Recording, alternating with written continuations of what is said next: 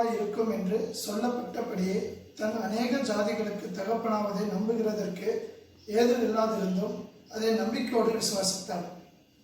எங்கள் அன்புள்ள தேவ பிள்ளைகளே, இப்பொழுது ஆரம்ப ஜெபத்தை நம் பாஸ்டர் அவர்கள் தொடங்க இருக்கிறார். கர்த்தருடைய பரிசுத்த நாமத்துக்கு ஸ்தோத்திரம். இந்த காலை வேளையிலுமாக நான் உங்கள் யாவரையுமாக இன்றைய ஆராதனைக்காக நான் வரவேற்கின்றேன். நாம் இந்த ஆராதனை தொடங்குவதற்கு முன்பாக நம்முடைய தலைகளை நிமிர்ந்து நாம் ஜெபிப்போமாக. நம்முடைய அன்பின் பரலோக தகப்பனே, சகல லோகாதிபதியே, நம்மை உண்டாக்கினவரே, இந்த காலை வேளையிலுமாக கூட தப்பனே நாம் உம்முடைய நாமத்தை உயர்த்துகின்றோம், போற்றுகிறோம். இந்த வேளையிலுமாக கூட தப்பனே ஆண்டவரே, நமக்கு நீர் கொடுத்த எல்லா ஆசீர்வாதங்களுக்கு நன்றி செலுத்தி ஆண்டவரே, நாம் உம்முடைய நாமத்தை மகிமைப்படுத்த, கனப்படுத்த, உயர்த்த நீர் நமக்கு கொடுத்த இந்த ஒரு நல்ல ஸ்லாக்கியத்துக்காக நன்றி செலுத்துகிறேன் கர்த்தாவே. இந்த வேளையிலுமாக கொடுத்த விசேஷமாக ஆண்டவரே, நாம் இந்த நேரத்திலுமாக நம்முடைய உள்ளங்களை திறந்து உம்மை ஆராதனை செய்கின்ற நேரத்திலுமாக கொடுத்த ஆண்டவரே, இன்றைய ஆராதனை நம் அனைவருக்குமாக கொடுத்த ஒரு மனமகிழ்ச்சியை தருகின்ற ஒரு ஆராதனையாக இருக்கும் என்றும் அப்பா. ஆண்டவரே, உம்முடைய வசனம் அப்பா நம்முடைய ஆத்மாக்கு மன்னாவை தருகின்ற ஒரு நேரமாக இருக்க வேண்டும் அப்பா. நாம் செய்கின்ற அனைத்திலுமாக கொடுத்த ஆண்டவரே, உம்முடைய வழி நடத்துதல் இருக்கட்டும். இதன் மூலமாக திருச்சுபையாக நாங்கள் தப்பனே உம்முடைய ஆசீர்வாதத்தை பெற்றுக்கொள்ள நமக்கு கிருபை தருவீராக தப்பனே. ஆம் தேவனே, இந்த நாளை நீர் உண்டாக்கினீர், இதில் நாம் களி கூறுகிறோம். தொடர்ந்து ஆரம்பத்திலிருந்து இறுதி வரை நம்மோடு இருந்து நம்மை நீர் வழி நடத்துவீராக. இயேசுவின் மூலம் ஜெபிக்கிறோம் ஜீவனுள்ள தகப்பனே, ஆமேன். நாம் துதி ஆராதனைக்குள் செல்வோம். நாம் எல்லோருமாக ஜெபிப்போம். தேவன் நம்மை இவ்வளவு நாள் பாதுகாத்து நடத்துகிறவராக என்றும் நாம் தேவனை கொண்டாக நிற்கிறோம் என்றால் அவருடைய சுத்த கிருபை நாம் மாற்றம். நன்றியோடு நன்றியோடு ஆண்டவரே, இந்த காலை நேரத்தில் நாம் தேவனுக்கு முன்பாக விளங்கால் படி வைத்து அவரிடத்திலே நாம் ஒரு காரியம் கேட்க வேண்டும். தேவனே, இவ்வளவு நாளும் நீர் எங்களை காத்துகிறீர்களே, இதோ நீ வரும் தினங்கள் கொடுமையான நாட்களாக இருந்தாலும் கூட தேவனே, அதை தாங்கிக் கொள்ளும் அந்த பலத்தை எங்களுக்கு தாரும். உங்களுடைய கிருபையினால் நிறைந்தருளும் ஆண்டவரே. ஆண்டவரே, நீர் எங்களை நடத்தின காரியங்களை எவ்வளவு வார்த்தைகளால் நாங்கள் புகழ்ந்து தள்ளினாலும் அது அதற்கு ஒரு முடிவை இல்லை. நீர் எங்களை நடத்துகிறீர்கள், வழி நடத்துகிறீர்கள், எல்லா காரியங்களும் துணையிட்டு எங்களை இவ்வளவாய் மேன்மையாக தெரிகிறபடினால் உங்களுக்கு நன்றி ஆண்டவரே. நாங்கள் சிறுமையிலிருந்து ஆண்டவரே பல நாட்களுக்கு நாங்கள் இருக்கும் சாதனைகளுக்கு அறியாதபடி நாங்கள் திகைத்து போகின்ற நேரத்திலும் கூட நீர் ஆண்டவரே எங்களுக்காக ஒரு ஸ்தானத்தை தோமுடைய சங்கதியில நிறுத்திருக்கிறீரே, உங்களுக்கு நன்றி ஆண்டவரே. ஆண்டவரே, தாராதனை ஆண்டவரே, நீர் ஆண்டவரை வெளிப்படுங்க. நாங்கள் பாடும் பாடல் ஆண்டவரே, நீர் ஆண்டவரை வாசமாயிருக்கிறீர்கள். ஒவ்வொரு வரியிலும் என்று எங்களோடு கூட பேசப் போகிறேன் என்று விசுவாசிக்கிறோம் ஐயா. ஸ்தோத்திரம் ஸ்தோத்திரம் ஸ்தோத்திரம் ஸ்தோத்திரம். நன்றி நன்றி நன்றி ஆண்டவரே. ஹல்லேலூயா ஹல்லேலூயா. நீர் நகாய் ரோகி என்று நாங்கள் பாடுங்க. நீர் இறங்குவீர் ஆண்டவரே, எங்களோடு கூட தங்கி எங்களை நீ வழிநடத்துங்க. ஹல்லேலூயா ஹல்லேலூயா. ஆண்டவரே, இந்த ஆராதனை பங்கு கொள்ளும் எல்லா ஜனங்களையும் நீர் தாம் ஆண்டவரை ஆசீர்வதித்து வழிநடத்துவீர். ஒவ்வொரு நேரத்திலும் ஆண்டவரே நீர் எங்களோடு கூட பேசிக்கொண்டே இருக்கிறீர் ஆண்டவரே. பாடல் வரிகளிலும் தோ நாங்கள் ஒரு வார்த்தை என்னுடைய வசனத்தை நாங்கள் உச்சரிக்கும் நேரத்தில் நீர் எங்களோடு கூட பேசுவீர். தாசன் பேசும் ஒவ்வொரு வார்த்தையிலும் நீர் எங்களோடு கூட பேசுவீர். வல்லமையான வார்த்தைகள் எங்களில் இருக்க நீர் தாம் ஆண்டவரே எங்களோடு கூட தங்கி எங்களே நாங்கள் தாழ்ந்து தருகிறோம் ஐயா. நீர் எங்களை வழிநடத்தும் விளையாடப்பட்ட நாமத்தை நான் கேட்கிறோம். எங்கள் ஜீவனுடன்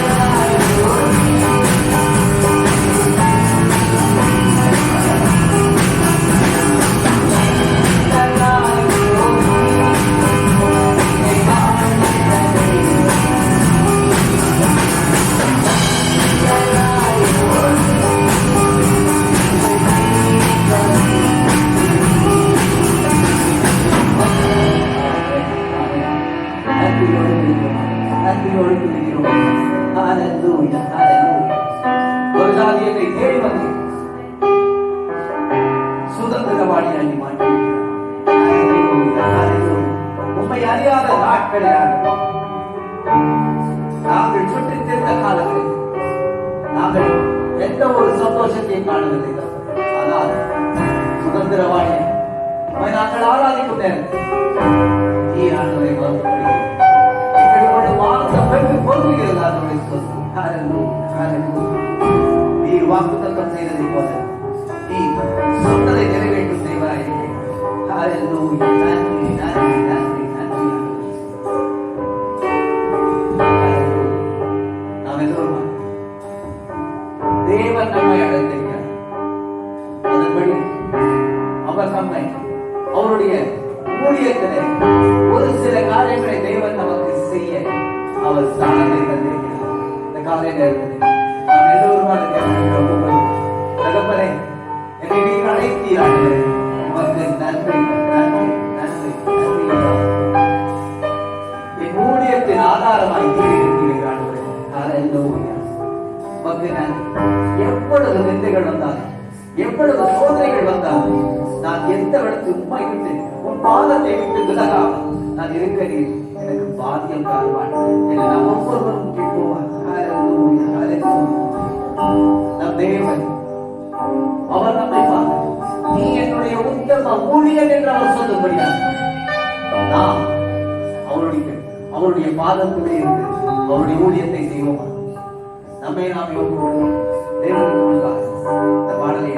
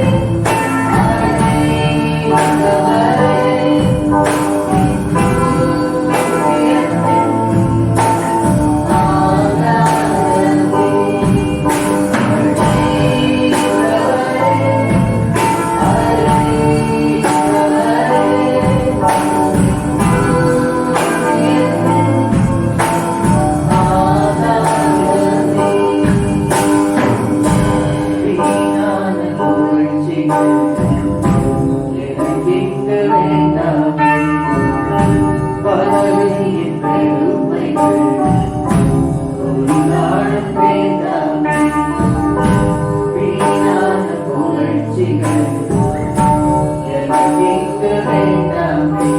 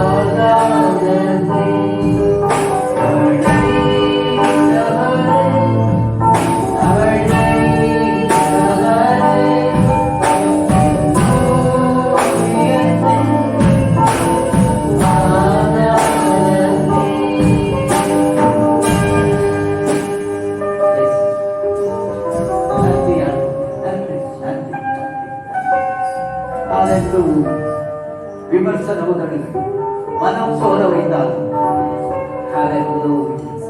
மலை போன்ற தேவைகள் தோயங்கள் சபை நடுவில் நீர் அளித்தவராக உண்மை நாங்கள் வாஞ்சியோடு கூட நாங்கள் ஆராதிக்கும் இந்த வேளையில் நீர் அருகுவீர் ஆண்டவரே. உங்களுடைய வல்லமையின் கிருபையில் நீ ஒவ்வொருவரையும் திறப்பி ஆண்டவரே. இதோ இந்த ஆராதனை இதோ பார்த்து கொண்டிருக்கும் ஒவ்வொரு ஜனங்கள் கலந்திருக்கும் ஒவ்வொரு ஆத்துமாக்களையும் நீர் ரட்சிப்பீர் ஆண்டவரே. அவர்கள் மேல் உங்களுடைய கரத்தை நீ வைப்பீராக தகப்பனே. ஹalleluya ஹalleluya ஹalleluya. ஆண்டவரே நீர் அழைத்தவர் இந்த இடத்துல நாங்கள் வந்திருக்கிறோம் என்றால் தாராளத்தை கொண்டு கொள்கிறோம் என்றால் உங்களுடைய அந்த அழைப்பினால் மாத்திரம்தான் தகப்பனே.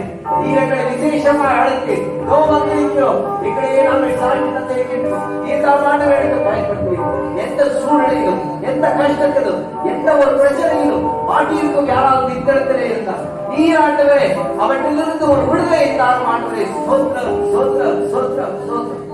மனம் கலங்கி மனதின் வெறுப்போடு கூட எந்த துன்பத்தின் இடத்தில் எப்படி வாழ்வேன் என்று துடித்துக் கொண்டிருக்கும் ஜனங்கள் மத்தியில் நீர் இறங்குவீர் ஆண்டவரே. உங்களுடைய கரம் இந்த இடத்துல இறங்க வேண்டும் ஆண்டவரே. வல்லமையின் ஆவியினால் இறக்கியா ஒவ்வொருவரையும் உன் கரங்கள் கொண்டு உடைய அதிசய கரங்களினால் ஒவ்வொருவரையும் ஏற்றுக்கொள்வீரையா.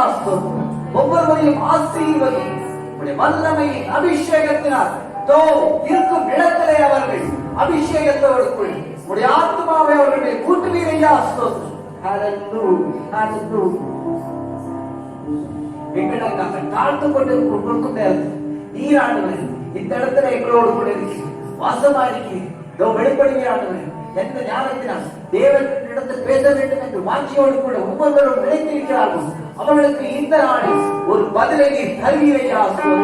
அவர்களுக்கு தேவையான அந்த தாகத்தை நீர் தீர்ப்பீரானவரை சொல்லி உங்களுடைய ஜீவ நதி நீர் புறப்பட்டு அவர்களை நிறைக்கட்டும் ஆண்டவரே. ஹalleluya ஹalleluya ஹalleluya. ஆண்டவரே இந்த நாளில் ஆராதனை நீர் ஆண்டவரை வாசமாய் நீ நடக்க போகும் ஒவ்வொரு காரியங்களுக்கும் துணை இருக்கிறார். நல்ல வசனங்களை தாருமாய் உடைய ஜீவ வசனத்தினால் தான் நாங்கள் உயிர்த்து வாழ்ந்து கொண்டிருக்கிறோம். அதற்காக நமக்கு நன்றி நன்றி நன்றி. தாசரை உடைய கையில் விசேஷமாக தருகிறோம். இந்த நாளில் அவர் கொடுக்க போகும் வசனம் அவர் எடுக்க போகும் ஒவ்வொரு வசனத்திலும் நீ எங்களோடு கூட பேசுகிறீர்கள். உடைய தாகம் ஜனங்கள் தாகத்தோடு கூட அவரோடு காத்திருக்கும் இந்த நேரத்தில் நீ ஜீவன் ஊற்றார். நீர் அந்த ஜனங்களுக்கு உங்களுடைய வசனங்களை கொண்டு தாகத்தை கலைப்பீர் என்று விசுவாசிக்கிறோம். இவர்களே நாங்கள் காட்டி தருகிறோம். ஏதாம் ஆண்டவரை எடுத்து பயன்படுத்தும் ரட்சகராகிய இயேசு கிறிஸ்துவின் விலையிடப்பட்ட நாமத்தினால் கேட்கிறோம் எங்கள் ஜீவனுள்ள தகப்பனே. ஆமென் ஆமென். இன்றைக்குரிய வேத பகுதியை நாம் வாசிக்க கேட்போம்.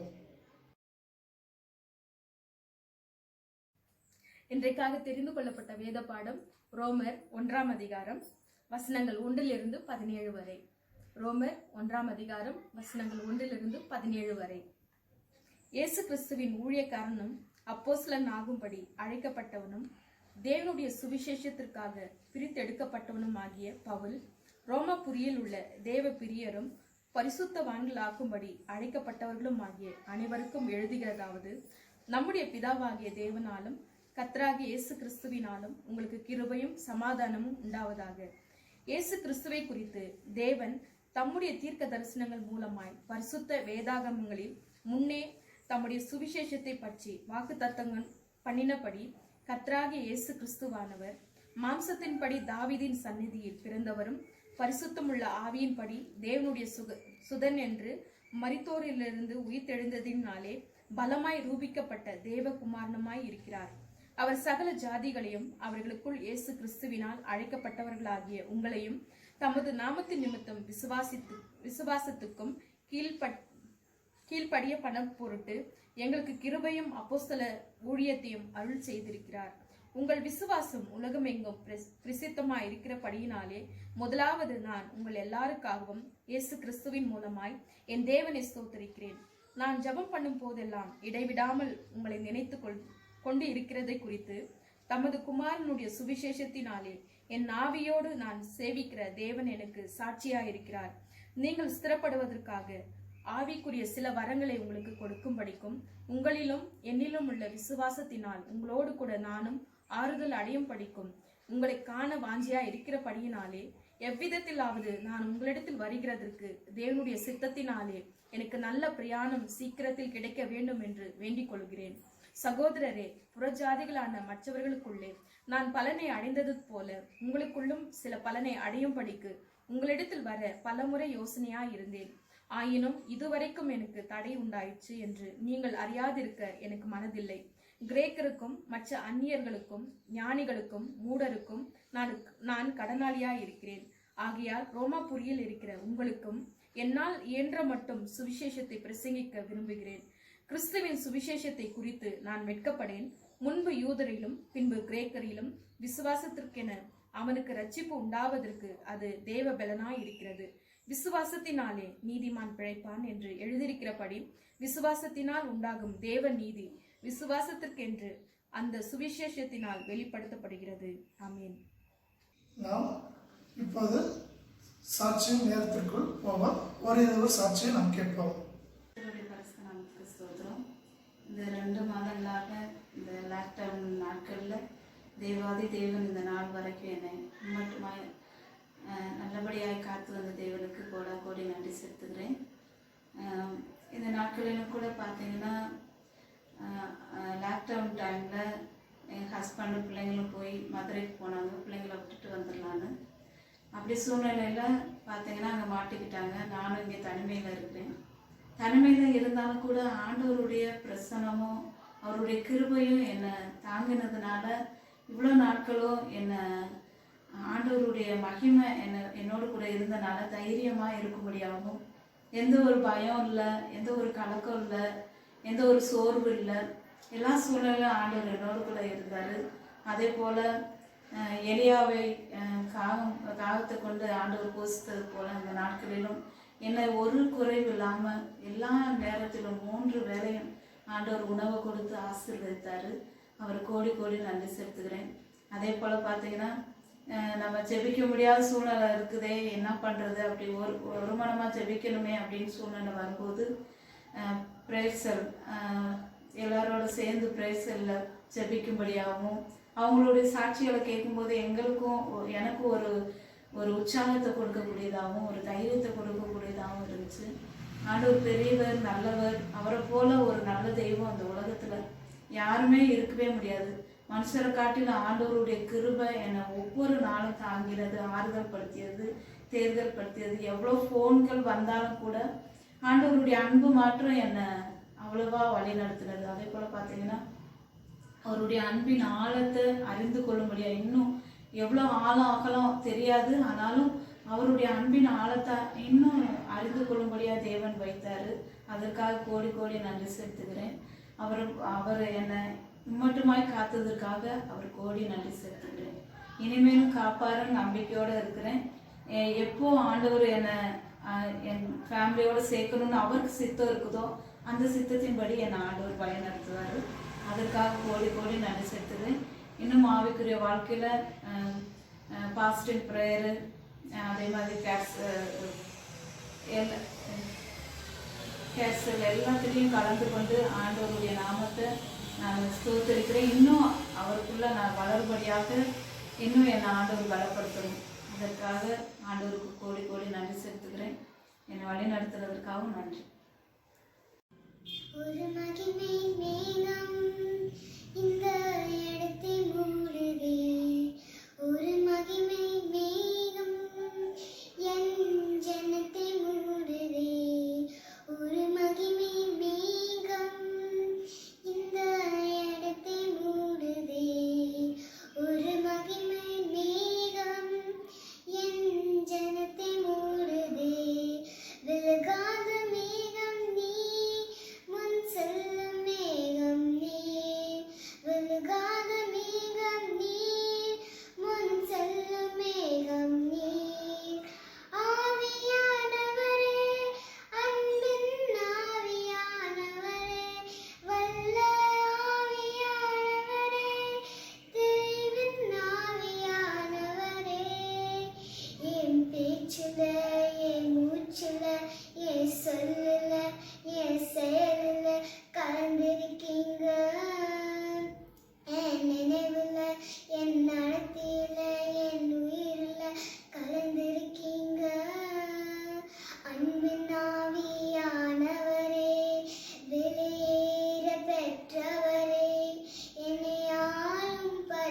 பரிசுத்தரே நன்றி ஐயா. அன்பின் ஆவியானவரே விலையேற பெற்றவரே என்னை ஆளும் பரிசுத்தரே நன்றி ஐயா. ஒரு மகிமை மேகம் இந்த இடத்தை மூடுதே, ஒரு மகிமை மேகம் என் ஜனத்தை மூடுதே, ஒரு மகிமை மேகம் இந்த இடத்தை மூடுதே, ஒரு மகிமை மேகம் என் ஜனத்தை மூடுதே. கர்த்தருடைய பரிசுத்த நாமத்துக்கு ஸ்தோத்திரம். நான் ஒரு பாட்டு பாடிட்டு அதுக்கப்புறமா என்னுடைய சாட்சியை பகிர்ந்துக்கிறேன். கூடவே இரும் ஓ இயேசுவே, நீர் இல்லாமல் நான் வாழ முடியாது. என் பக்கத்திலே இரும் ஓ இயேசுவே, நீர் இல்லாமல் நான் வாழ முடியாது. கூடவே இரும் ஓ இயேசுவே, நீர் இல்லாமல் நான் வாழ முடியாது. என் பக்கத்திலே இரும் ஓ இயேசுவே, நீர் இல்லாமல் நான் வாழ முடியாது. கர்த்தருக்கு ஸ்தோத்திரம். ஆண்டவரே, என்னுடைய இந்த சாட்சியாக நிறுத்தினதுக்காக ஏசப்பாவுக்கு நன்றி செலுத்துகிறேன். இந்த நாளில் ஆண்டவர் எனக்கு எவ்வளோ பெரிய கிருபையாக வழிநடத்திருக்காரு, அதுக்காக கோடாக்கோடி நன்றி செலுத்துகிறேன். இந்த லாக்டவுனுக்காக கூட நன்றி செலுத்துகிறேன். ஏசப்பா, இந்த நாளில் என் ஆவிக்குரிய வாழ்க்கையில் அதிகமாக வழிநடத்துகிறாங்க. நான் எப்போவுமே ப்ரேயர் பண்ணணும், அதிகாலையில் எழுந்துச்சி ப்ரேயர் பண்ணணும் ரொம்ப ஆசைப்படுவேன். அது என்னால் முடியாமல் இருந்துச்சு. இந்த நாட்களில் ஆண்டவர் என்னை 2 மாதமாக காலைல எழுந்துச்சி ஜெபிக்க கிருபை கொடுத்துருக்காரு. அதுக்காக நன்றி செலுத்துகிறேன். அப்புறம் எந்தெந்த காரியத்துக்காக எப்படியெல்லாம் ஜெபிக்கலாம் அந்த மாதிரி விஷயம்லாம் நிறையவே நான் தெரிஞ்சுக்கினேன். அதுக்காக ஏசப்பாவுக்கு நன்றி செலுத்துகிறேன். அதே போல் எங்களுக்கு எந்த வருமானமும் இல்லை. இந்த நேரத்தில் வருமானம் இருந்த நேரத்தில் கூட குறைவுகள் இருந்திருக்கு. ஆனால் இந்த நேரத்தில் எந்த சேஃப்டியும் நாங்கள் எங்ககிட்ட இல்லைன்னா கூட கர்த்தர் எங்களுக்கு கிருபையாக அவர் போஷித்து வழிநடத்துகிறாரு. அதுக்காக நன்றி செலுத்துகிறேன். அதே போல் என்னுடைய பிள்ளைங்கள விஷயத்தில் கூட அப்படி தான். நாங்கள் எப்போவுமே மாதத்தில் யாருக்குன்னா ஒரு ஆளுக்கு உடம்பு சரியில்லாமல் ஆகிடும், மருத்துவ செலவு அந்த மாதிரி வந்துகிட்டே இருக்கும். ஆனால் அதிசயமாக எங்களை இந்த நாட்களில் ஆண்டவர் கிருபையாக பிள்ளைங்களுக்கு எந்த நோயும் வியாதியும் இல்லாமல் எங்களை குடும்பமாக பாதுகாத்து வழிநடத்துகிறாரு.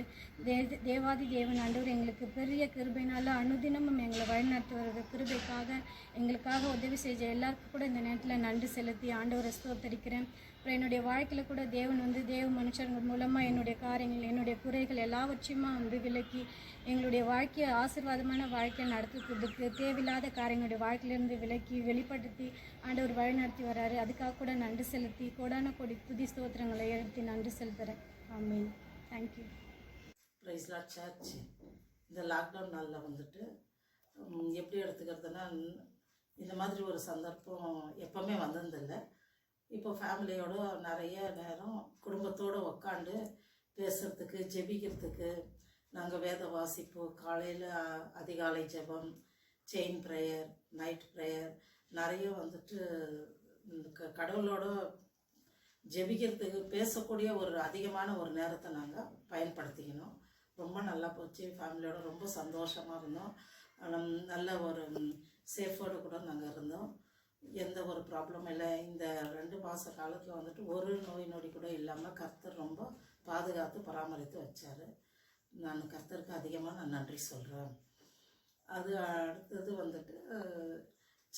சர்ச்சுக்கு பாஸ்டருங்க பைபிள் ஸ்டடி பண்ணாங்க. காலையில் டெவோஷன் இருந்தது.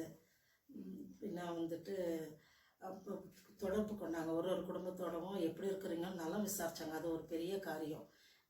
விசாரித்து நமக்காக அவங்க ஜெபிச்சிருந்து இதெல்லாம் கர்த்தருக்கு நான் நன்றி சொல்கிறேன். நிறைய பேர் ஹெல்ப் பண்ணாங்க, நன்றி சொன்னேன். இந்த கொரோனாவால் பாதிக்கப்பட்ட குடும்பங்களுக்கு நிறைய பேர் ஜெபிச்சாங்க, ஜெபிச்சினும் இருக்கிறாங்க. நான் ப்ரேயர் வாரியர்ஸ் எல்லாம் நிறைய பேர் ஜெபிச்சுன்னு இருக்கிறாங்க. தொடர்ந்து இந்த காரியங்களுக்காக நம்ம ஜெபிப்போம். இந்த கொரோனா இந்த அடியோட வேரோடு அழிந்து போகிற மாதிரி நம்மளோட ஜெபம் இருக்கணும். தொடர்ந்து ஜெபிக்கலாம். குடும்பங்க ஒற்றுமையாக்காக ஜெபிக்கலாம். நிறைய காரியங்கள் சொல்லினே போகலாம். இந்த மாதிரி இந்த நாளில் வந்துட்டு கர்த்தருக்கு நான் அதிகமாக இந்த நாளில் நான் நன்றி சொல்கிறேன். நாம் இப்போது முக்கியமான நேரத்திற்குள்ளே வந்திருக்கிறோம். பாஸ்டர் அவர்கள் தேவ செய்தி கொடுக்க இருக்கிறார். பிரியமானவர்களே, ஆண்டவராகிய இயேசு கிறிஸ்துவின் நாமத்திலே உங்கள் யாவரையும் நான் வாழ்த்துகிறேன். அனைவரும் சுகத்தோடு சந்தோஷத்தோடு கூட இருப்பீர்கள் என்று சொல்லி நான் விசுவாசிக்கிறேன். கர்த்தர் உங்களை ஆசீர்வதித்து காப்பாராக. இந்த நாளிலுமாய் கூட நாம் சுருக்கமான செய்திக்கு கடந்து செல்வதற்கு முன்பாக நாம் தலைகளை தாழ்த்தி ஆண்டவரை நோக்கி பார்ப்போம்.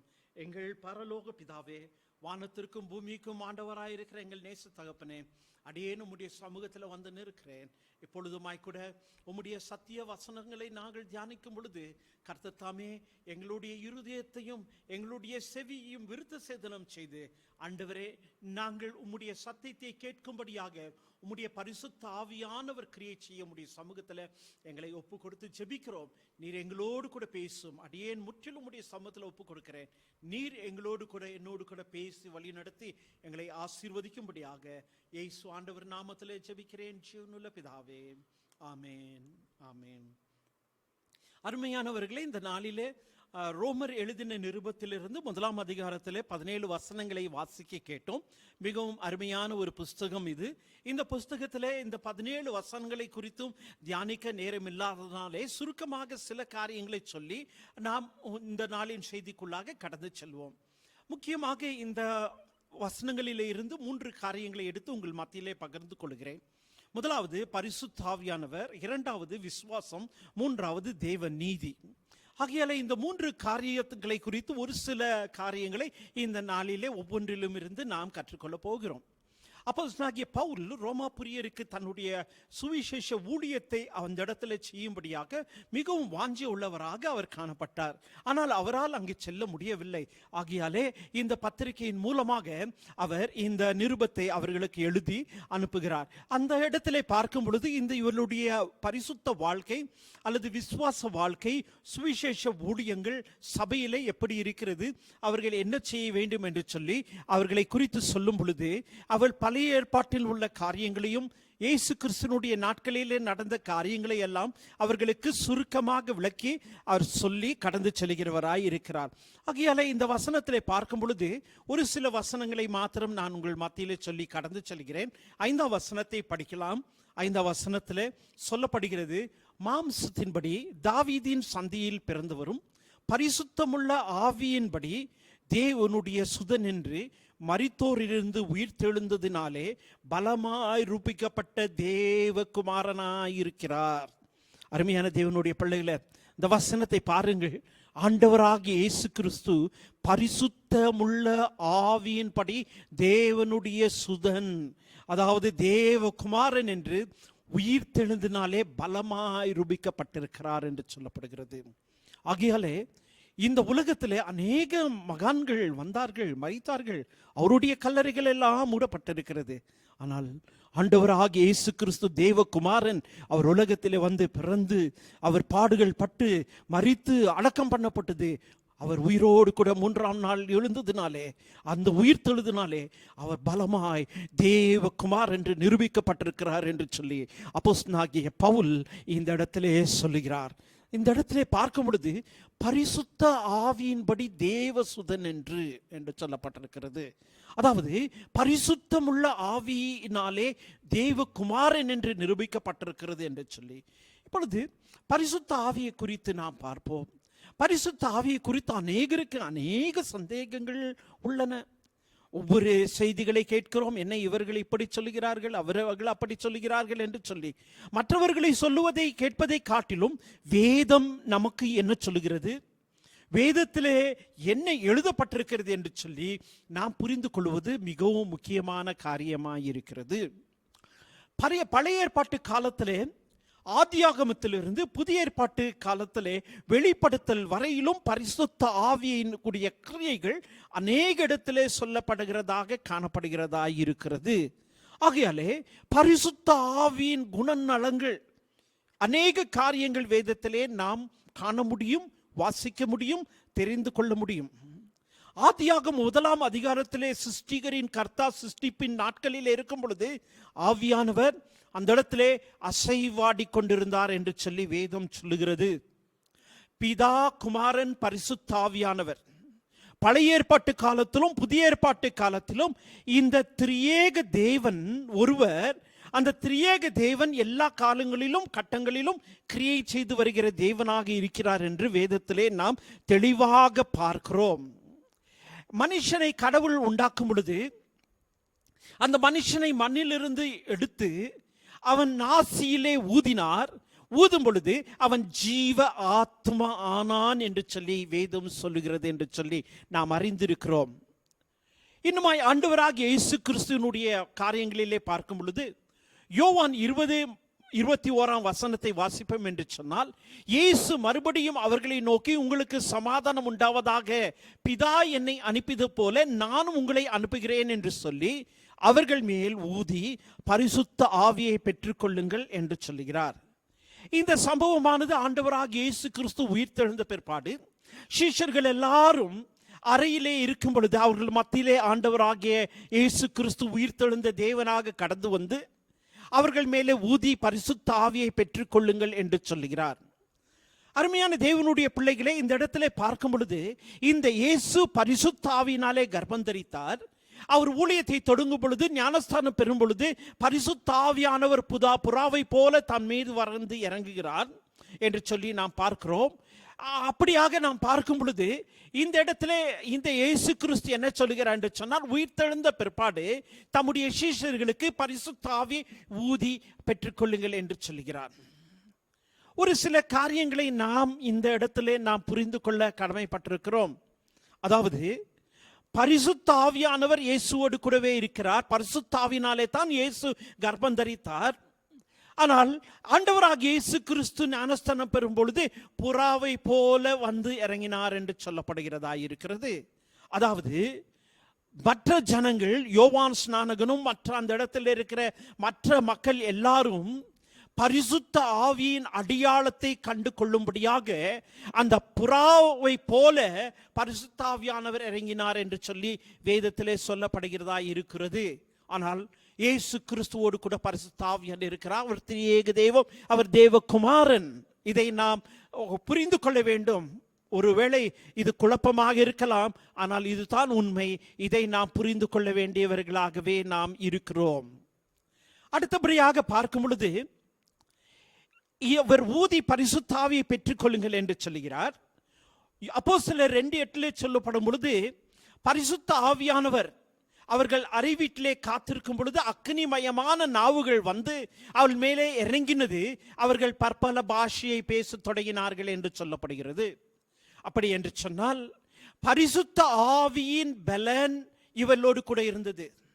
அந்த இடத்துல இருந்தவர்கள் ஏற்கனவே ஆண்டவராகிய இயேசு கிறிஸ்து தமது சீஷர்களுக்கு பரிசுத்த ஆவியை கொடுத்திருக்கிறார். மேல் வீட்டிலே 120 பேர் காணப்பட்டிருக்கும் பொழுது அநேகர் இடத்துல இந்த சுவிசேஷங்களை, இந்த அப்போஸ்தலர்களை தவிர மற்றவர்களிடத்துல இந்த அனுபவம், இந்த ஆசீர்வாதம் இல்லை. ஆகையாலே பரிசுத்த ஆவி அக்னிமயமான நாவுகள் போல, ஆனால் அக்னிமயமான நாவுகள் அல்ல, அதை போல அவர்கள் மேலே வந்து இறங்குகிறதை அவர்கள் எல்லாரும் பார்த்தார்கள், உணர்ந்தார்கள். ஆகையாலே அந்த பரிசுத்த ஆவியின் பலன் வரும்போது பற்பல பாஷையை பேசி தைரியமாய் கிறிஸ்துவை குறித்து சொல்ல ஆரம்பிக்கிறார்கள். யோசித்து பாருங்கள். இந்த பரிசுத்த ஆவி ஆண்டவராகிய இயேசு கிறிஸ்து உயிர்த்தெழுவதற்கு முன்பாக யூதர்கள் மேலே பழைய ஏற்பாட்டு காலத்திலிருந்து எல்லா காலத்தும் யூதர்கள் என்று சொல்லப்பட்டிருக்கிறது. ஆனால் அப்போஸ்தலனாகிய பவுல் ஊழியம் செய்யும் பொழுது யூதர்கள் மாத்திரமல்ல, கிரேக்கர்கள், அந்நியர்கள் மேலும் பரிசுத்த ஆவியானவர் ஊற்றப்பட்டிருக்கிறார். ஆகையாலே இவர்கள் எல்லாரும் பற்பல பாஷையை பேசினார்கள் என்று சொல்லப்படுகிறது. அப்படி என்று சொன்னால் ஏதோ ஒரு கிறிஸ்தவ கூட்டத்திற்கு மாத்திரம்தான், ஒரு பெந்தகோஸ்தே அல்லது விசுவாசத்தில் உறுதியாய் இருக்கிறவர்களுக்கு, பரிசுத்தவான்களுக்கு மாத்திரம் தான் பரிசுத்த ஆவியானவர் என்று சொல்லி, புறஜாதிகளுக்கு கிடையாது என்று சொல்லி சொல்ல முடியாது. இந்த பரிசுத்த ஆவியானவர் யாவர் மேலும் அவர் ஊற்றுகிறவராயிருக்கிறார். ஆகையால தானா சொன்னார் அல்லவா, மாம்சமான யாவர் மேலும் என் ஆவியை ஊற்றுவேன் என்று சொல்லி. அது சிறுவராயிருந்தாலும் வாலிபராயிருந்தாலும் பெரியவர்களாயிருந்தாலும், எந்த மதத்தை எந்த சார்ந்தவர்களாக எந்த பெயரை வைத்தவர்களாக இருந்தாலும், அப்பா இயேசுவே உம்முடைய சமூகத்தில் வருகிறேன் என்று சொல்லி மனம் மாறி தேவனுடைய சமூகத்தில் யார் வந்தாலும் பரிசுத்த ஆவியானவர் அவர்களுக்கு ஊற்ற வல்லமையாயிருக்கிறார். அவர் மனப்பூர்வமாக அந்த காரியத்தை செய்வார் என்று சொல்லி வேதத்தில் இருந்து நாம் பார்க்கிறோம்.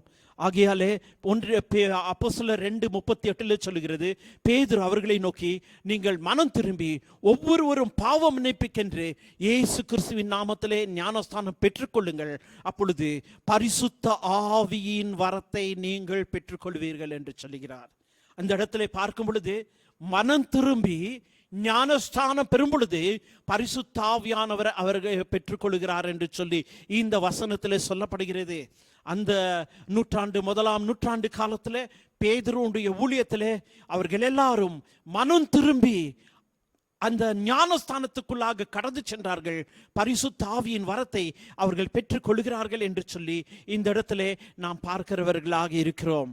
ஆகையாலே விசுவாசித்து இந்த காரியத்தில் பார்க்கும் பொழுது ஊதி பரிசுத்த ஆவியை பெற்றுக்கொண்ட ஒரு அனுபவம் ஒரு ஆண்டவராகிய இயேசுவின் சீஷர்களுக்கு இருந்தது.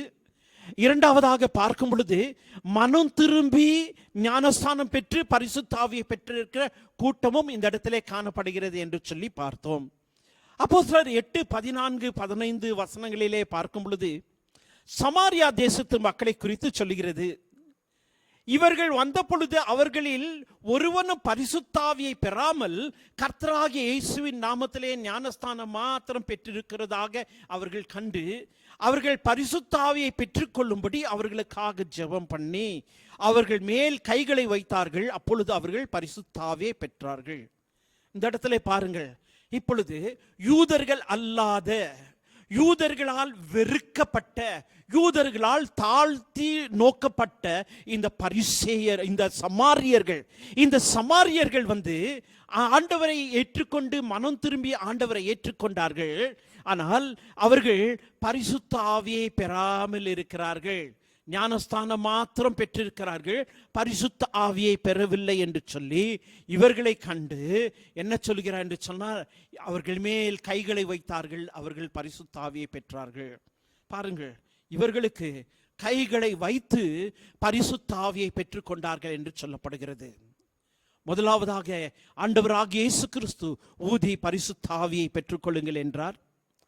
இரண்டாவதாக நாம் பார்த்தோம், மனம் திரும்பி ஞானஸ்தானம் பெற்று பரிசுத்த ஆவியை அவர்கள் பெற்றுக்கொண்டார்கள் என்று சொல்லப்படுகிறது. இந்த வசனத்திலே பார்க்கும் பொழுது இவர்கள் பரிசுத்த ஆவியை பெற்றுக்கொள்ளாமல் ஞானஸ்தானம் மாத்திரம் எடுத்திருந்தார்கள். ஆகையாலே கைகளை வைத்து அவர்கள் பரிசுத்த ஆவியை பெற்றுக்கொள்ளும்படியாக அவர்கள் ஜெபித்தார்கள் என்று சொல்லப்படுகிறது. இன்னுமாய் அதே அதிகாரத்தில் 8ஆம் அதிகாரம் 37, 38, 39 வசனங்களிலே வாசிக்கும் பொழுது பிலிப்புவையும் அந்த எத்தியோப்பியனையும் குறித்து சொல்லப்படுகிறது. அந்த எத்தியோப்பியன் வேதத்தின் ஆகமங்களை வாசித்துக் கொண்டிருக்கும் பொழுது பரிசுத்த ஆவியானவர் பிலிப்போடு பேசி அவனோடு கூட போய் பேசி என்று சொல்லும் பொழுது அவர்கள் உரைவாடி வேதத்தின் ரகசியங்களை பிலிப்பு எடுத்து சொல்லும் பொழுது அவனுடைய இருதயம் மாறப்பட்டது. அப்பொழுது 37ஆம் அதிகாரத்து வசனத்தில் சொல்லுகிறது, நீர் முழு இருதயத்தோடு விசுவாசித்தால் தடையில்லை என்றான். அப்பொழுது அவன் இயேசு கிறிஸ்துவை தேவனுடைய குமாரன் என்று விசுவாசிக்கிறேன் என்று சொல்லி, இப்பொழுது ஒரு விசுவாசத்தை குறித்து அந்த இடத்துல பேசுகிறதாக காணப்படுகிறது. என்ன? முழு இருதயத்தோடு நீ விசுவாசித்தால், முழு இருதயத்தோடு கூட நீ விசுவாசித்தால் என்று சொல்லப்படும் பொழுது, அருமையான தேவனுடைய பிள்ளைகளே, நம்முடைய விசுவாசம் எப்படி இருக்கிறது? 100% விசுவாசம். அதுதான் முழு விசுவாசம். ஐயோ, இது நடக்குமா நடக்காதா, நான் இவ்வளோ ஜெபம் பண்ணினேன், எனக்கு பதில் இல்லையே, இது எப்படி ஆகும்? அவ்விசுவாசத்தோடு கூட அல்ல. நடந்தால் நடக்கட்டும், நான் காத்திருக்கிறேன், அப்படியும் அல்ல. 100% இது நடக்கும் என்று சொல்லி விசுவாசிக்கும் பொழுது, இந்த மலையை பார்த்து பேருண்டு சமுத்திரத்தில் போய் விழு என்று சொன்னால் அது அப்படியே விழும். ஆகையாலே அப்படிப்பட்ட ஓர் விசுவாசம் தேவனுடைய பிள்ளைகளுக்கு இருக்க வேண்டும். அதைத்தான் இந்த எத்தியோப்பியன் இடத்திலே காணப்பட்டு இவன் என்ன சொல்லுகிறான், தேவனுடைய குமாரன் இயேசு கிறிஸ்து நான் 100% விசுவாசிக்கிறேன் என்று சொல்லி அவன் சொல்லும் பொழுது, பிலிப்பு அவனுக்கு அந்த இடத்திலே தண்ணீர் இருக்கும் பொழுது ஞானஸ்தானத்தை கொடுக்கிறார் என்று சொல்லி நாம் அந்த இடத்திலே பார்க்கிறோம். அருமையான தேவனுடைய பிள்ளைகளே, இந்த வசனத்தின் மூலமாக நாம் பார்க்கும் பொழுது முழு இருதயத்தோடு கூட ஏதோ ஒரு இடத்துல வந்த அந்த எத்தியோப்பியன் முழு இருதயத்தோடு கூட விசுவாசித்தான். அவன் ரட்சிப்புக்குள்ளாக கடந்து வருகிறான். பரிசுத்த ஆவியானவரின் வழிநடத்தலுக்கு அவன் கடந்து போகிறான் என்று சொல்லி நாம் பார்க்கிறவர்களாக இருக்கிறோம். ஆகையாலே முழு விசுவாசமானது வாழ்க்கையிலே முக்கியமாய் காணப்படுகிறது. அப்போஸ்தலர் 10:44 சொல்லப்படுகிறது, இந்த வார்த்தைகளை பேதுரு பேசிக் கொண்டிருக்கையில் வசனத்தை கேட்டவர்கள் யாவர் மேலும் பரிசுத்த ஆவியானவர் இறங்கினார். பேதுரு அவர் பேசிட்டே இருக்கிறாரு, அவங்க எல்லாம் கேட்டுக்கிட்டே இருக்கிறாங்க, 100% கேட்டுட்டே இருக்கிறாங்க, ஒரு மனதோடு கூட கேட்டுட்டு இருக்கிறாங்க. என்ன நடக்கிறது? பரிசுத்த ஆவியானவர் எல்லார் மேலும் இறங்கினார். இந்த காலை நேரத்திலுமாய் கூட முழு விசுவாசத்தோடு கூட நீ இந்த சத்தியத்தை கேட்டுக்கொண்டே உன்னுடைய குடும்பத்திற்காக நீ ஜெபிப்பாய் என்று சொன்னா, இந்த பரிசுத்த ஆவியானவர் உன் வீட்டிலே, உன் அறை வீட்டிலே, நீ உட்கார்ந்து கொண்டிருக்கிற இடத்துல, உன்னை சுற்றிலும் இருக்கிற எல்லார் இடத்திலும் அவர் இறங்குவார். அவர் வாக்கு மாறாத தேவன், அவர் அப்படியே செய்வார். அவருடைய பரிசுத்த ஆவியின் அபிஷேகம் ஒவ்வொரு மேலும் வந்து இறங்கிவிடும். ஹல்லேலூயா, ஹல்லேலூயா. இதை கேட்கிற யாவர் மேலும் பரிசுத்த ஆவியானவர் வந்து இறங்கினார். அருமையானவர்களே, வேத வசனத்தை 100% கேட்க வேண்டும். ஆலயத்தில் வரும் பொழுது நாம் என்ன செய்கிறோம்? முழு விதமும் நாம் ஆண்டவருடைய சத்தியத்தை கேட்கிறோமா? இல்லை, சில நேரங்களில் அநேக தடைகள் வந்து விடுகிறது. எண்ணங்கள் சிதறடிந்து போகிறது. ஐயோ, நான் வீட்டுக்கு போய்விட்டால் என்ன செய்வது, என்ன சமையல் செய்வது யோசிக்கிறோம். மற்ற ஒரு சிறிய குழந்தை அந்த இடத்துல வந்தால் வசனத்தை கேட்பதை விட்டுவிட்டு அந்த குழந்தையின் இடத்துல நாம் ஆடுகிறவர்களாக, அந்த குழந்தையை பார்த்து நகைக்கிறவர்களாக காணப்படுகிறோம்.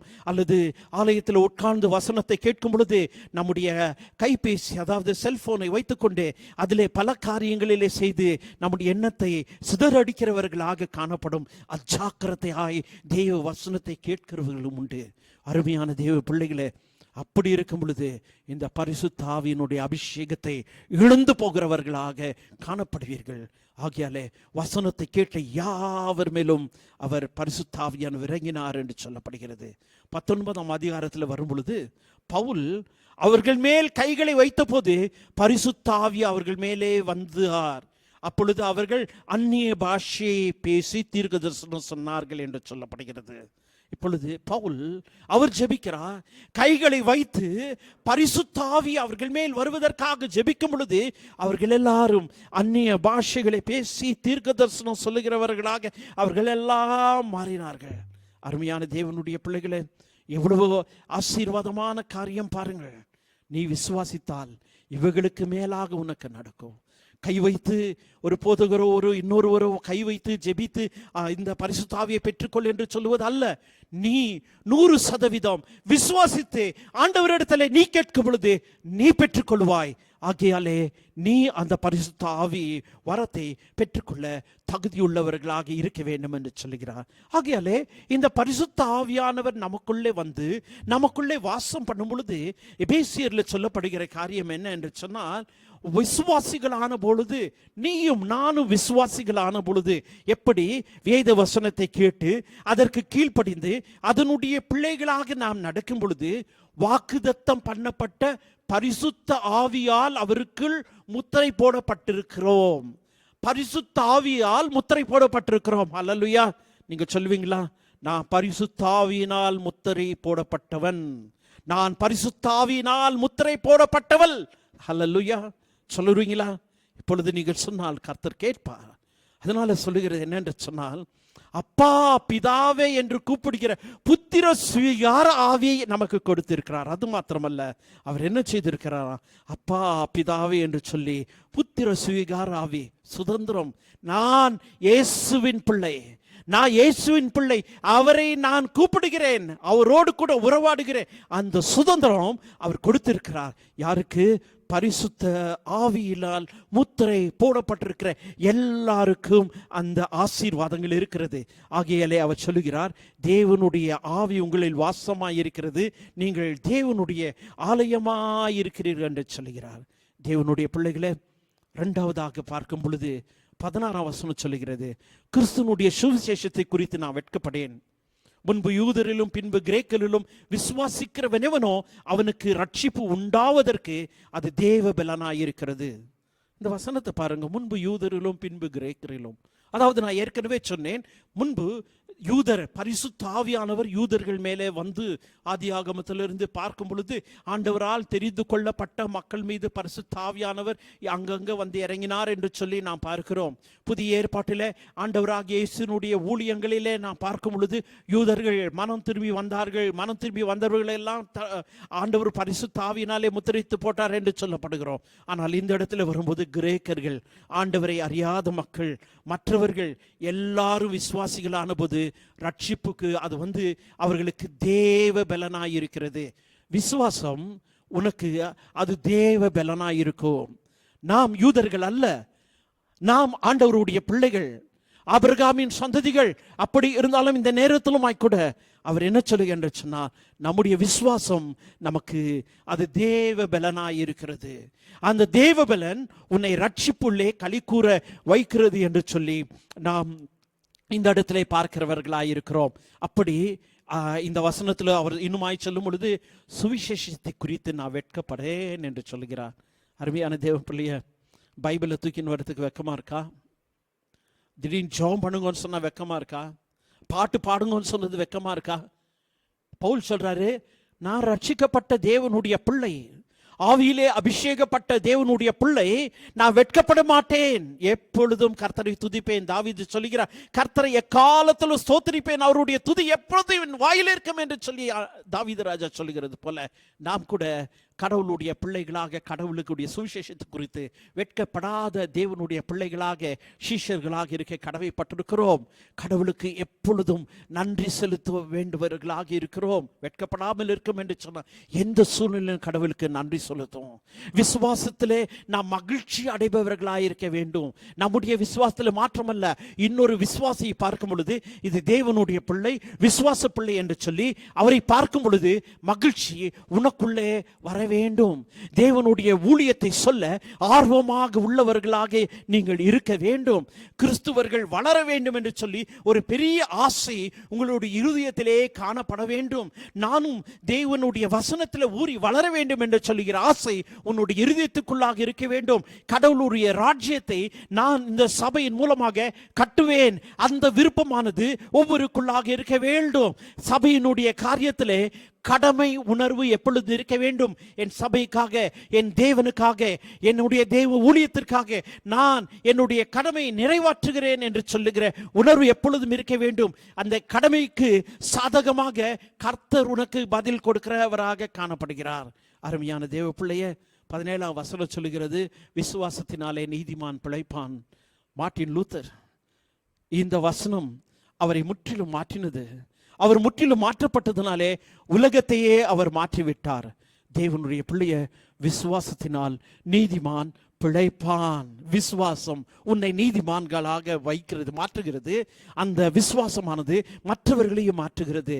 அவர் இந்த ஒரு மனிதர், இந்த மார்ட்டின் லூத்தர், அவர் இந்த வசனத்தை அவர் எடுத்துக்கொண்டு அவர் தன்னை மாற்றிக்கொண்டதுனாலே உலகத்தில் இன்று எல்லா இடத்திலும் நாம் பார்க்கிறோம், அநேகர் ஆண்டவரை ஏற்றுக்கொண்டு அநேகர் அந்த விசுவாசத்தின் பாதையிலே விசுவாசத்தினாலே ரட்சிக்கப்பட்டவர்களாக இருந்தார்கள். கிரியையினாலே அல்ல, விசுவாசத்திலே ரட்சிக்கப்பட்டிருக்கிறார்கள் என்று சொல்லி நாம் பார்க்கிறோம். அப்படிப்பட்டவர்களுக்கு என்ன சொன்னாக்கா, தேவ நீதி விசுவாசத்திற்கென்று அது சுவிசேஷத்தினாலே வழங்கப்படுகிறது.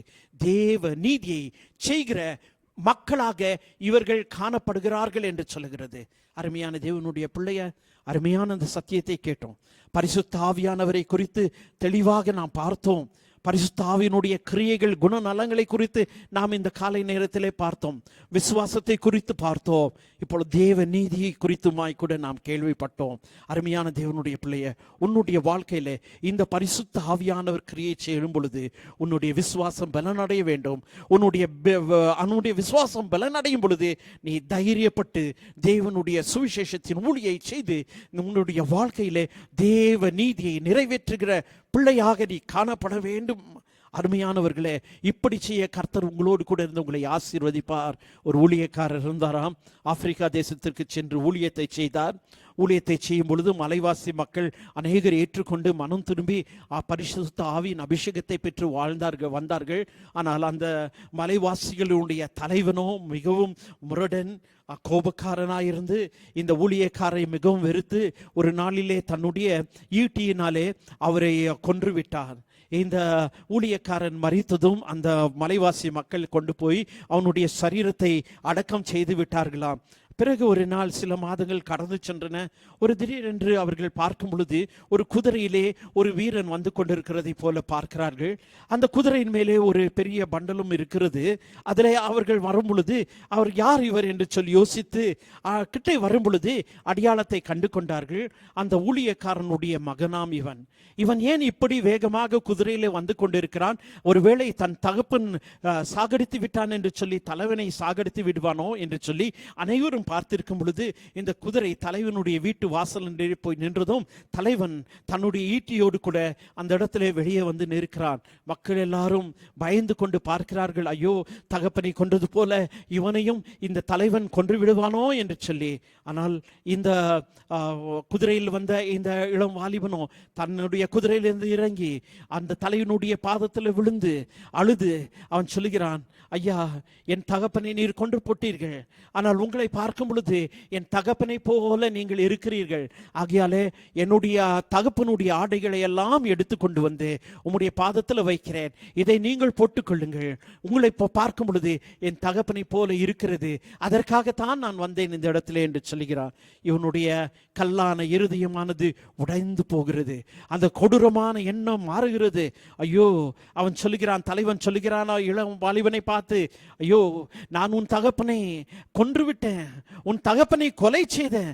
நீயோ உன்னுடைய அன்புனாலே என்னுடைய இருதயத்தையே கொலை செய்து விட்டாயே என்று சொல்லி இரக்கத்தோடு அந்த வாலிபனை தழுவி அந்த வாலிபனை ஏற்றுக்கொண்டு அவன் தேவனுடைய பிள்ளையாக மாறினான் என்று ஒரு சரித்திரம் சொல்கிறதாக காணப்படுகிறது. தேவனுடைய பிள்ளைகளே, உன்னுடைய கல்லான இருதயத்தை இந்த சதையான இருதயமாக மாற்ற வேண்டும் என்று சொன்னால் இந்த பரிசுத்த ஆவியானவர் மூலமாக தான் மாற முடியும். ஆகையாலே இப்படிப்பட்ட ஆசீர்வாதங்களை கர்த்தர் உனக்கு கொடுத்து எக்காலத்திலும் கர்த்தர் உன்னை ஆசீர்வதித்து வழி நடத்துவாராக. இந்த சத்தியங்களில் நிலைத்திருங்கள். கர்த்தர் எப்பொழுது உங்களை ஆசீர்வதித்து வழி நடத்தட்டும். ஆமேன். இப்போது பிரின்ஸ் அவர்கள் இறுதி ஜெபத்தை செய்வார். பிறகு பாஸ்டர் அவர்கள் ஆசீர்வாதம் ஜெபம் செய்து முடிப்பார். ஜெபிக்கலாம். நன்றி தகப்பனே, இந்த அரண்மனைகளை கூட சப்பா என் குடும்பத்தோடு சேர்ந்து சப்பா உங்களோட தெய்வ வார்த்தையை கேட்க செய்தே சப்பா உங்க கூட கூட நன்றி சப்பா. இந்த நாளில் கூட சப்பா பாஸ்டர் அவங்க பேசின மெசேஜஸ் சப்பா அதை நாங்கள் கேட்க எங்களுக்கு உதவி செய்ததுக்காகவும் நன்றி சப்பா. சப்பா அந்த வார்த்தைகள் பேசுனது சப்பா அப்படியாக நான் கேட்டு விட்டு விடாதபடி சப்பா உங்களோட அதன்படி நடக்க எங்களுக்கு ஹெல்ப் பண்ணுறது கேட்குறோம் சப்பா. அது எங்கள் ஹார்ட்டில் நாங்கள் பதிஞ்சுக்கொள்ளணும் சப்பா. நீங்கள் தங்களோட வந்து வழி நடத்துங்க சப்பா, பாதுகாத்துணும் சப்பா. இந்த சமையலில் கூட சப்பா இங்கே இருக்கிற எல்லாருக்கும் சப்பா எங்களோட ஹார்ட் ஹோல் ஹார்ட்லி உனக்கு தேங்க்ஸ் டு யூ. அதை கூட என் கூட வந்து வழி நடத்துங்க சப்பா, பாதுகாத்து வழி நடத்துங்க சப்பா. சுற்றி இடத்துக்காத்துக்கும் ரசிக்கணும் நடத்துக்கணும். நாங்கள் செய்கிற வேலையில் கூட சப்பா எங்களுக்கு சப்பா ஆசீர்வாதம் கேட்குறோம் சப்பா. உங்களோட தயவு கிடைக்குமே கேட்டுக்கிறோம் சப்பா. எல்லாருக்கும் நல்ல ஹெல்த் கொடுப்பட கேட்டுக்கிறோம் சப்பா. நீ பாதுகாத்து இருந்து வழி நடத்துங்க சப்பா. சுற்றி இடத்துக்காத்துக்களும் ரசிக்கணும் நடத்துங்க சப்பா. இந்த நாளை கூட சப்பா சமூகத்தில் ஒப்பு கொடுக்குறோம். பாதுகாத்து வழி நடத்துங்க சப்பா. எல்லாத்தையும் சமூகத்தில் ஒப்பு கொடுக்குறேன். இயேசுவின் ஜெபிக்கிறேன். ஆமென். நம்முடைய கர்த்தராகிய இயேசு கிறிஸ்துவினுடைய கிருபையும் பிதாவாகிய தேவனுடைய அன்பும் பரிசுத்த ஆவியின் அந்யோன்ய ஐக்கியம் ஆசீர்வாதம் சந்தோஷம் சமாதானம் வழி நடத்தல் நம் அனைவரோடும் நம்முடைய குடும்பத்தாரோடும் சபையோடும் ஊழியங்களோடும் கர்த்தரின் வருகை மட்டும் தங்கி இருப்பதாக. ஆமேன், ஆமேன். கர்த்தர் உங்களை ஆசீர்வதிப்பாராக. அருமையான தேவனுடைய பிள்ளைகளே, அருமையான நேரத்தை கடவுள் உங்களுக்கு கொடுத்திருக்கிறார். விசுவாசத்தில் உறுதிப்படுங்கள், ஊழியத்தை செய்யுங்கள், மற்றவர்களுக்கு ஆண்டவரை குறித்து சொல்லுங்கள், பரிசுத்த வாழ்க்கையிலே நிலைத்திருங்கள், பரிசுத்த ஆவியின் மூலமாக பலன் கொள்ளுங்கள். கர்த்தர் உங்களோடு கூட இருந்து என்றும் உங்களை ஆசீர்வதிப்பாராக. ஆமேன், ஆமேன். God bless you all.